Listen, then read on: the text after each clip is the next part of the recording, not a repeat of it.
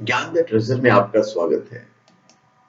और हम आपको बताएंगे कि चाणक्य नीति के हिसाब से पुरुषों को 4 बातें कभी नहीं बतानी चाहिए किसी को भी। आचार्य चाणक्य द्वारा बताई गई नीतियों में सफल और सुखी जीवन के कई सूत्र बताए गए हैं। यदि कोई व्यक्ति चाणक्य की नीतियों का पालन करता है तो निश्चित ही वो कई प्रकार की परेशानियों से बच सकता है। अक्सर जाने अनजाने कुछ लोग ऐसी बातें दूसरे को बता देते हैं जो भविष्य में किसी बड़े संकट का कारण बन जाती है। चाणक्य ने मुख्य रूप से 4 ऐसी बातें बताई हैं जिन्हें हमेशा राज ही रखना चाहिए। जो लोग ये बातें अन्य लोगों के सामने जाहिर कर देते हैं वे परेशानियों का सामना करते हैं। गुप्त रखने के लिए जो प्रथम बात है वो है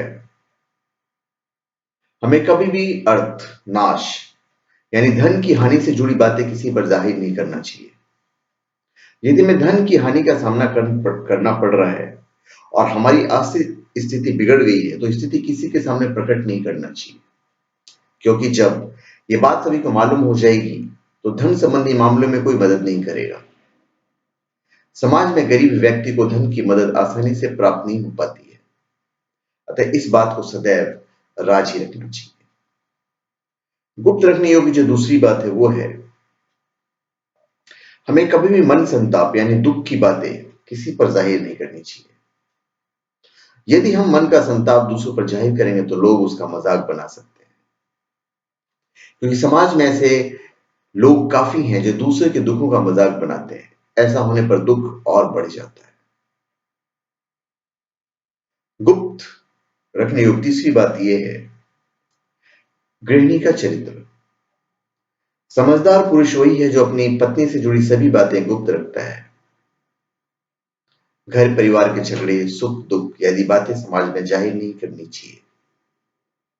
जो पुरुष ऐसा करते हैं उन्हें भविष्य में भयंकर परिणाम झेलने पड़ सकते हैं। गुप्त रखने योग्य चौथी बातें हैं जीवन में कभी भी किसी नीच व्यक्ति ने हमारा अपमान किया हो तो वह घटना भी किसी को बतानी नहीं चाहिए। ऐसी घटनाओं की जानकारी अन्य लोगों को मालूम होगी तो भी हमारा मजाक बनाएंगे और हमारी प्रतिष्ठा में कमी आएगी। इतना बताने के बाद हम आपको ये बता देते कि चाणक्य कौन थे। प्राचीन समय में आचार्य चाणक्य तक्षशिला के गुरुकुल के अर्थशास्त्र के आचार्य थे। चाणक्य की राजनीति में गहरी पकड़ थी। इनके पिता का नाम आचार्य चनिक था।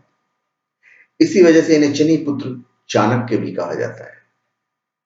संभवतः पहली बार कूटनीति के प्रयोग आचार्य चाणक्य द्वारा ही किया गया था, जब इन्होंने अपनी कूटनीति के बल पर सम्राट सिकंदर को भारत छोड़ने पर मजबूर कर दिया था।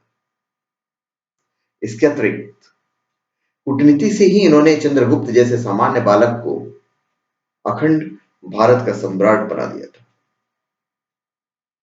आचार्य चाणक्य द्वारा श्रेष्ठ जीवन के लिए चाणक्य नीति ग्रंथ रचा उन्होंने।